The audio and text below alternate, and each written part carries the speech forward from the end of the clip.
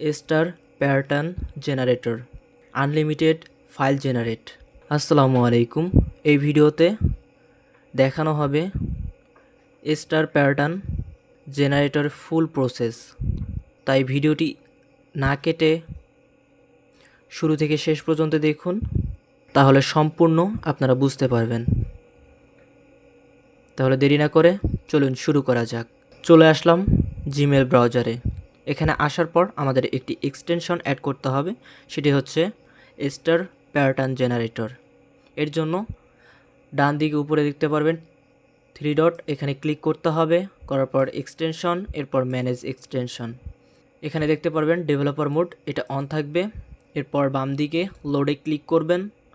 এরপর star pattern generator এটা select করব, সিলেক্ট ফোল্ডার।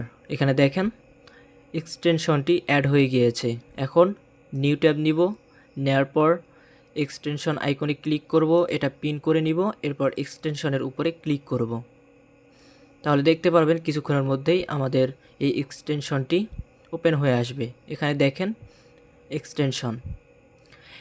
এগুলো দেওয়ার কারণ কি, এটাও আপনাদের আগে জানানো দরকার।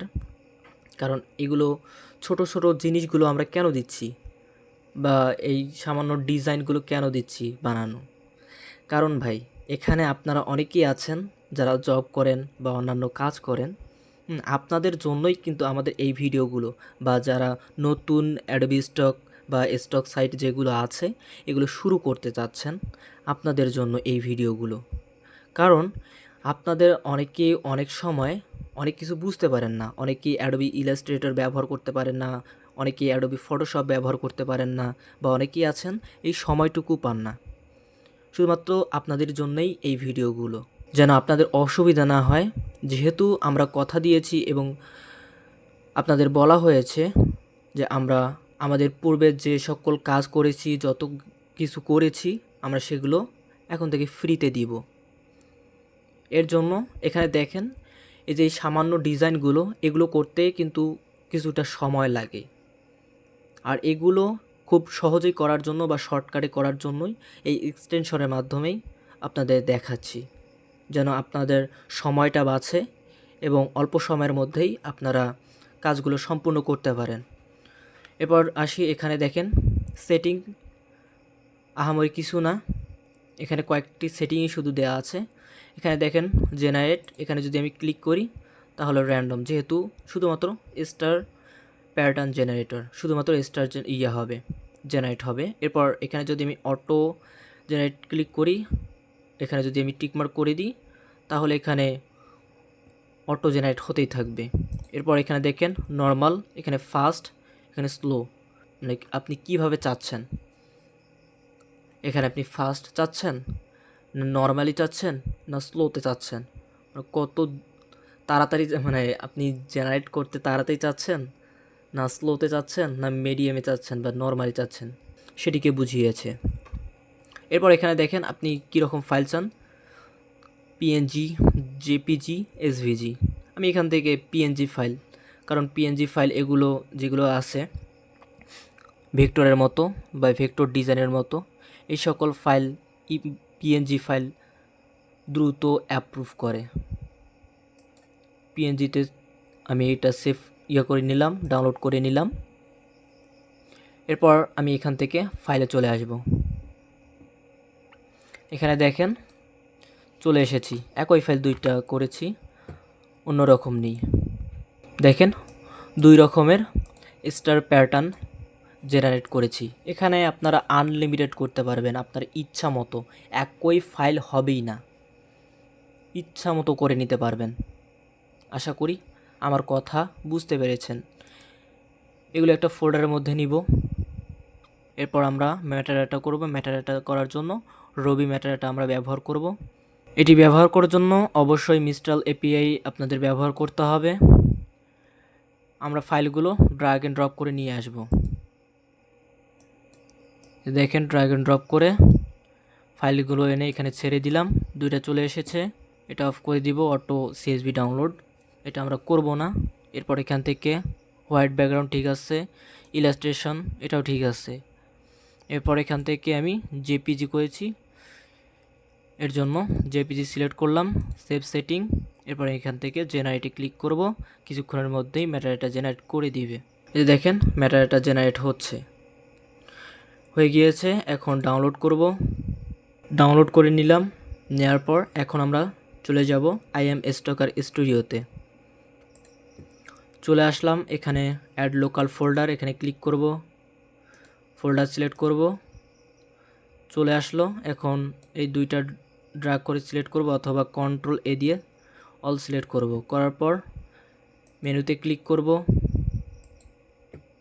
ইম্পোর্ট ম্যাটাডাটা সিএসভি ফাইলটা সিলেক্ট করলাম। করার পর ওপেনে ক্লিক করব। এরপর বেসিক ম্যাটাডাটা, এখানে দুই পাশে একই লেখা থাকবে, উইদাউট এক্সটেনশন এটা অন থাকবে। এরপর ইম্পোর্ট, এখানে দেখেন দুইটা ম্যাটাডাটা হয়ে গিয়েছে। এখন যদি আমরা এখানে পেন্সিল আইকনে ক্লিক করি তাহলে দেখতে পারবেন রিমুভ ট্রেডমার্ক। এখানে যে ভুল ওয়ার্ডগুলো আছে সেগুলো রিমুভ করতে পারবেন, সিমিলার ওয়ার্ডগুলো এগুলো রিমুভ করতে পারবেন। আর যদি আপনি একটা ফাইল শুধু ম্যাটাডাটা করেন সেক্ষেত্রে আপনাদের এইগুলো অপশন ওপেন হবে না বা এগুলো ব্যবহার করতে পারবেন না।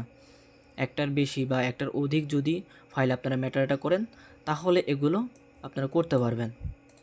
সিলেক্ট করলাম, সিলেক্ট করা শেষ। এরপর সেভ হলে ক্লিক করব। এরপর আমাদের কি করতে হবে, এখানে আমাদের আগে ফাইল সাইজটা দেখতে হবে। যদি এটা ফাইল সাইজ ঠিক থাকে আপলোড করার জন্য তাহলে ঠিক আছে, যদি ফাইল সাইজ কম থাকে সেক্ষেত্রে আমাদের অবশ্যই আপ স্কেল করতে হবে।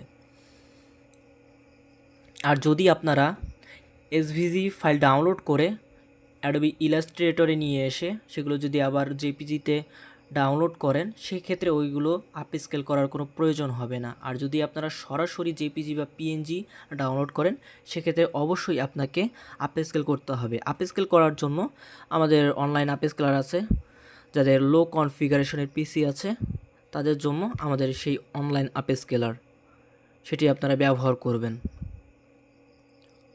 এখন চলে যাব আমাদের আপ স্কেলারে। এটি হচ্ছে আমাদের অনলাইন আপ স্কেলার। এটা ব্যবহার করার জন্য অবশ্যই কানেক্টে ক্লিক করতে হবে ডান দিকে। আর এটা আপনারা যখন জিমেল ব্রাউজারে আসবেন, আসার পর সার্চ বারে ক্লিক করবেন রবি ইমেজ আপ স্কেলার বা রবি টেকনোলজি ইমেজ আপ স্কেলার, সরাসরি চলে আসবে।